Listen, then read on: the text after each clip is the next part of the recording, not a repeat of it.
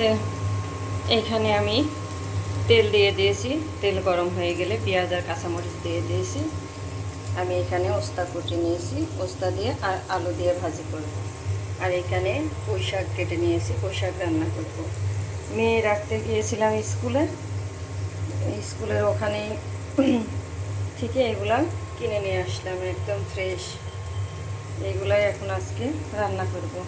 আসসালামু আলাইকুম, কেমন আছেন আপনারা? আশা করি ভালো আছেন। আমরাও আলহামদুলিল্লাহ সুস্থ আছি, ভালো আছি। তো এখানে যে পেঁয়াজটা ভাজি করা হয়ে গিয়েছে, আমি এখন দিয়ে দিলাম ওস্তা।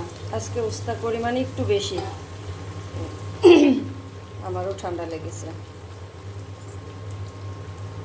ওস্তাটা অনেক ভালো ছিল, ভাবলাম অল্প নিব, কিন্তু একটু বেশি নেওয়া হয়ে গেল। সমস্যা নেই, ভাজলে পারে শেষ হয়ে যাবে। ওস্তা ভাজি ভালো লাগে, খারাপ না। দিয়ে দিলাম পরিমাণ মতো হলুদের গুঁড়া,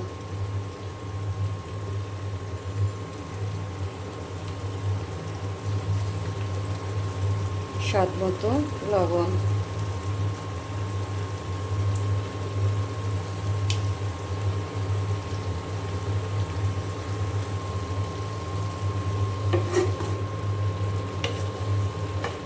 তো এখানে যে ওস্তা ভাজিটা হচ্ছে, আমি কিন্তু ঢাকবো না, ঢাকনা দিয়ে না ঢেকেই রান্নাটা করে নেব। আর প্রতিদিনকার মতো আজও একটা কথা বলি আপনাদের, ভিডিও দেখা শুরুতে প্লিজ একটি লাইক দিয়ে ভিডিওটি দেখা শুরু করবেন, আমার পাশে থাকবেন, আমাকে সাপোর্ট করবেন।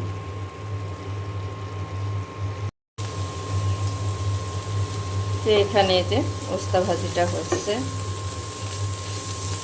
আমি আরেকটু হলে নামিয়ে নেব।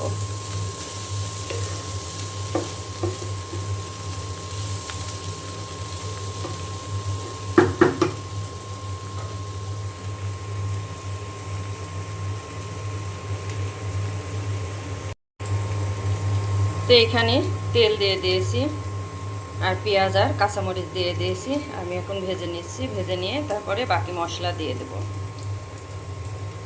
পুঁই শাক রান্না করব মসুরের ডাল দিয়ে। আর এখানে যে ওস্তা ভাজি হয়ে গিয়েছে, নামিয়ে নিয়েছি।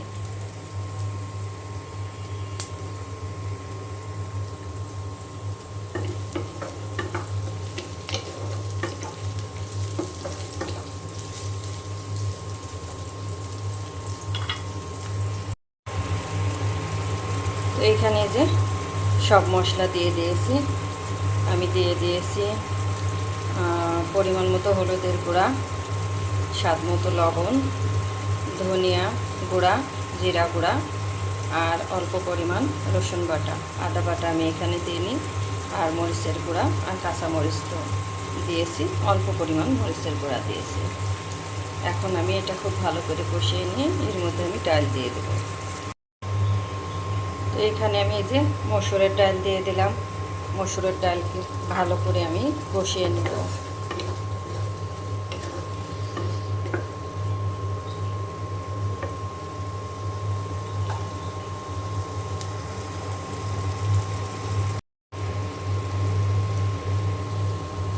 তো এখানে ডাল কষানো হয়ে গিয়েছে, আমি সুন্দর করে কষিয়ে নিয়েছি। এখন আমি দিয়ে দেব পুঁই শাক। মসুরের ডাল কিন্তু আমি ভিজিয়ে রেখেছিলাম, ভিজিয়ে রাখলে তাড়াতাড়ি সিদ্ধ হয়ে যায়।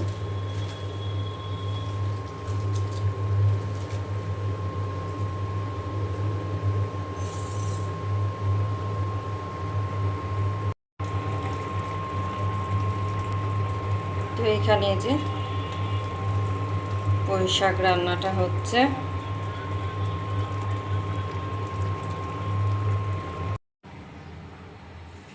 তো এখানে যে পুঁই শাক দিয়ে মসুরের ডাল দিয়ে রান্না হয়ে গিয়েছে।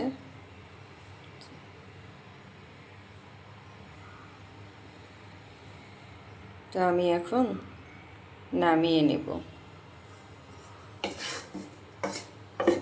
নামিয়ে রেখে মেয়ে আনতে যাব স্কুলে। বড় মেয়ে অসুস্থ, ছোট মেয়েকে আমি নিয়ে আসতে যাব স্কুলে।